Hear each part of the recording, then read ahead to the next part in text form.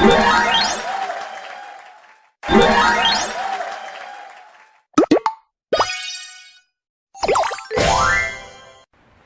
selamat malam semuanya. Nama saya Kasno. Hari ini saya hadirkan seorang pembicara, namanya Supriyanto. Beliau seorang manajer HRD yang telah bekerja selama 10 tahun di PT BPR Dana Nusantara. Jadi beliau sangat berpengalaman tentang materi yang akan saya bahas hari ini, yaitu tentang karyawan magang. Mari kita sambut kehadiran dia. Selamat malam Pak Supriyanto. Malam, Gas. Nah, hari ini kan saya mau bahas tentang magang. Karena Bapak kan kerja di PT BPR Dana Nusantara sebagai manajer HRD udah 10 tahun. Bisa saya tanya kalau misalnya Bapak kerja mulai tahun berapa Pak? 2010, Gas. 2010 ya.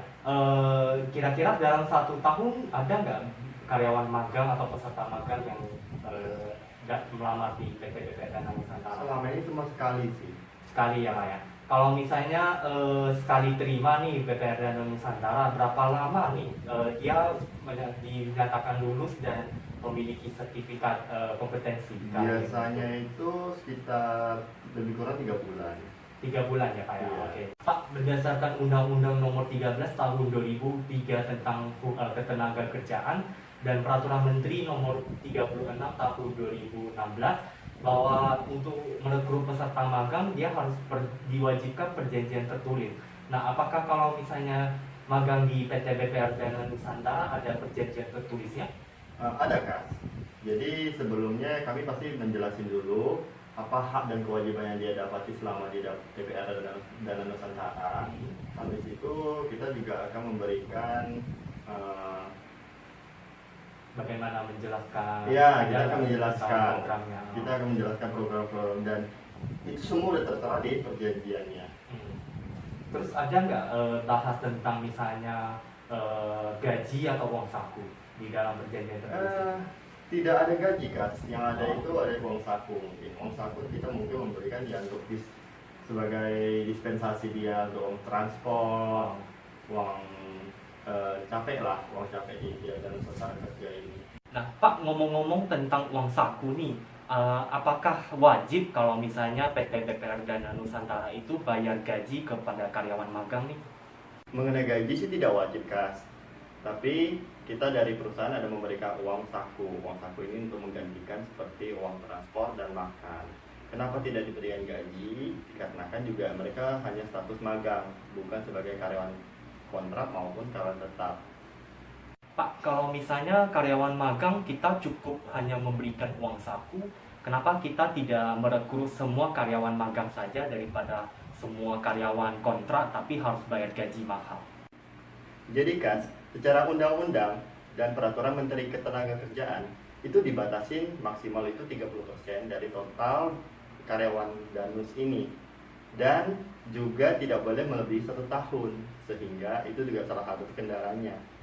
Selebih dari itu, kita juga butuh namanya keahlian. Nah, kalau misalkan kita rekrut sebanyak-banyaknya, anggaplah 30%, tapi tidak memiliki keahlian khusus tentang perbankan, itu akan sulit juga kita untuk beroperasional. Kalau misalnya lagi pandemi wabah COVID-19 ini Pak, peserta magang, apakah BPR Dana Nusantara ada sediakan alat pelindung diri untuk mereka? Pastinya ada, Kas. Untuk peserta magang sih sementara nggak ada, udah habis. Tapi kalau ada pun kita pasti ada sediain namanya masker, terus kita sediain hand sanitizer, kita juga sediain kalau dia berhubungan keluar kita pasti ada sediakan face shield. Nah, banyak prosedur yang harus dijalankan di PT BPR Dana Nusantara. Jadi pas dia masuk ke kantor itu udah harus cek suhu badan. Jika melewati 37,5 itu tidak diperbolehkan untuk masuk ke kantor. Nah, jika dia di bawah 37,5 dia akan masuk, terus melakukan absensi dan harus cuci dengan hand sanitizer lagi. Nah, bagus ya Pak ya, iya. Sudah disediain ya.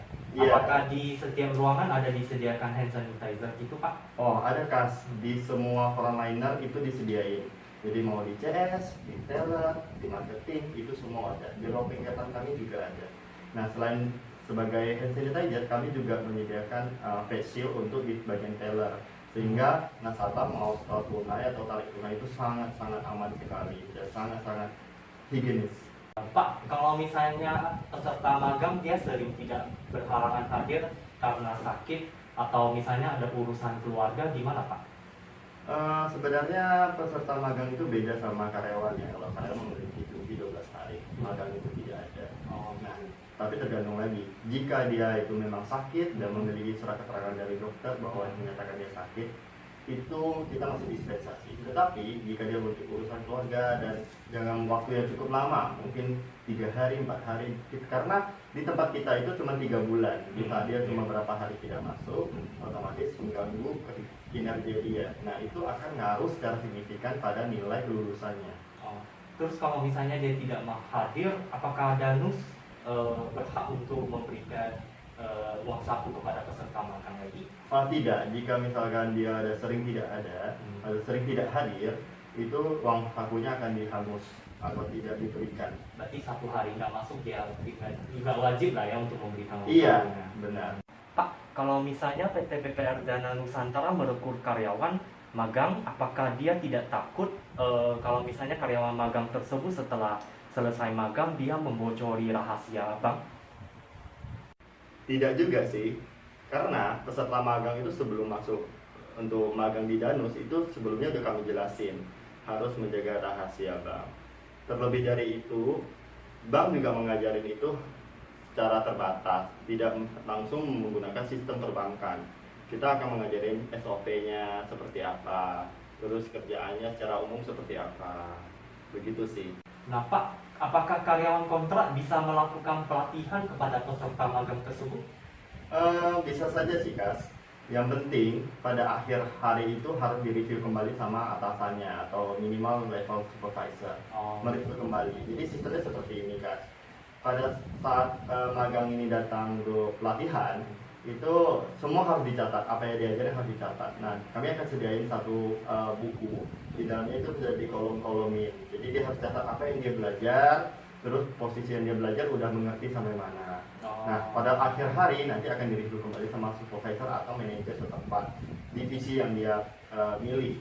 Nah, itu akan direview kembali. Nah, hasilnya akan langsung keluar di situ. Misalkan, oh ini kurang, ini cukup, ini bagus. Seperti itu sih, Kas. Berarti pelatihannya tetap karyawan kontrak, cuman tetap direview oleh karyawan tetap. Iya, karena kan tidak mungkin juga supervisor harus seharian mengajarin dia.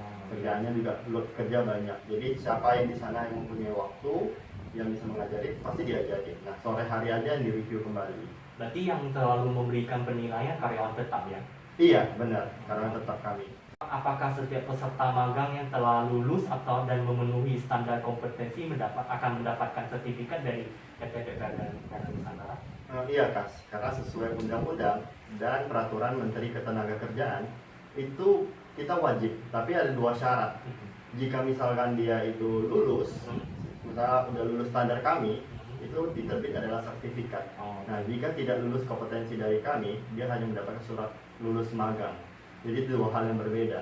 Surat keterangan yang menyatakan dia telah lulus magang. Iya, benar. Tapi belum nggak bisa ada sertifikat kali memenuhi Iya, kompetensinya itu. benar sekali. Oke. Nah, Pak, pertanyaan terakhir nih. Kalau misalnya peserta magang yang sudah lulus di PT BPR Dana Nusantara, apakah dia kemungkinan bisa melamar sebagai karyawan kontrak di PT BPR Dana Nusantara ini? Bisa-bisa saja sih, asal dia harus mengikuti prosedur-prosedur yang telah ditetapkan perusahaan. Berarti dia harus tetap melamar seperti biasa, terus melakukan tes hingga psikotes. Nah, hasilnya kalau memang memuaskan ya pasti kami rekrut. Nah, demikian pertanyaan dari saya. Maaf mengganggu waktunya. Selamat malam Pak ya. Terima kasih Pak. Terima kasih.